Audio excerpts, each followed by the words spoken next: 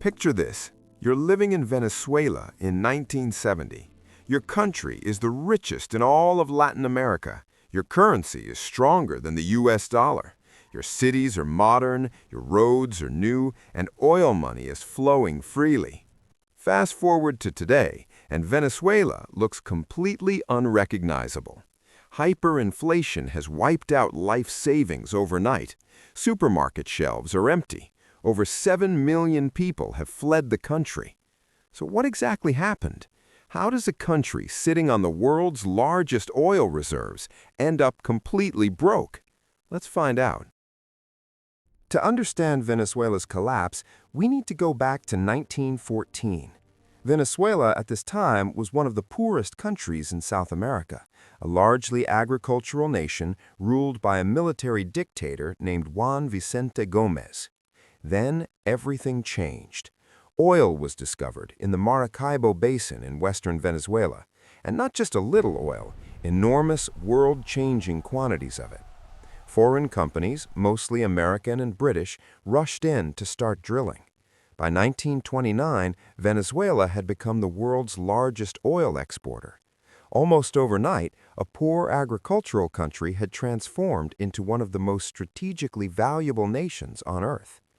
The dictator, Gómez, welcomed foreign oil companies with open arms, giving them generous contracts in exchange for royalties flowing directly into government coffers and into his own pockets.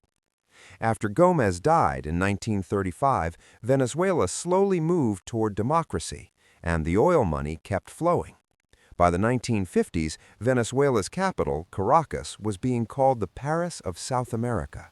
Gleaming skyscrapers, luxury hotels, and modern highways were being built at a breathtaking pace. In 1960, Venezuela was one of the founding members of OPEC, the Organization of Petroleum Exporting Countries, giving it enormous influence over global oil prices. Then, in 1973, OPEC triggered an oil embargo against the West, and oil prices quadrupled almost overnight. For Venezuela, this was like winning the lottery 4 times in a row. Oil revenues exploded. The government spent lavishly on schools, hospitals, infrastructure, and subsidies. Venezuelans enjoyed heavily subsidized petrol, food, and electricity. The bolivar, Venezuela's currency, was so strong it was nicknamed the Strong Bolivar.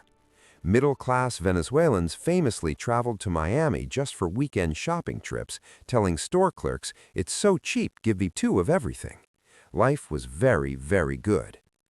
But beneath all this wealth, something dangerous was happening. Venezuela had become almost completely dependent on oil.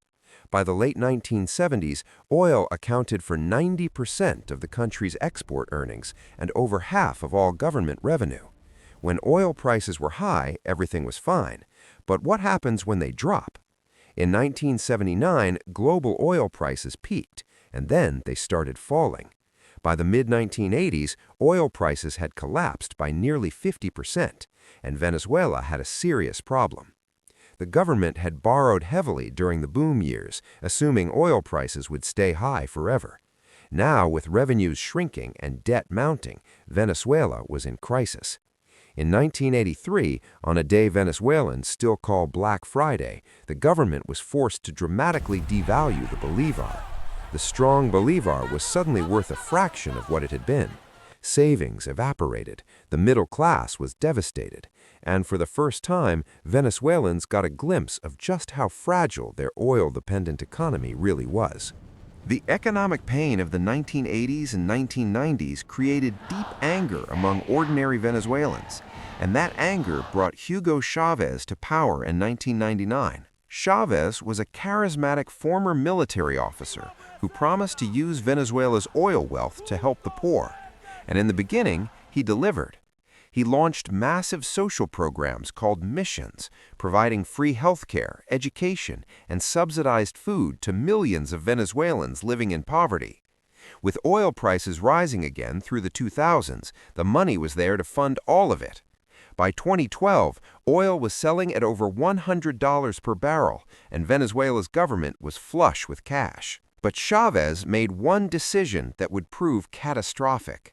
He nationalized PDVSA, Venezuela's state oil company, and filled it with political loyalists instead of trained engineers and oil professionals. Production efficiency collapsed, corruption became rampant, and rather than investing in maintaining and upgrading oil infrastructure, the money was spent on social programs and political allies. The golden goose was being slowly strangled. When Chavez died in 2013, his chosen successor, Nicolas Maduro, inherited a ticking time bomb. And in 2014, it exploded. Global oil prices crashed from over $100 per barrel to under $30.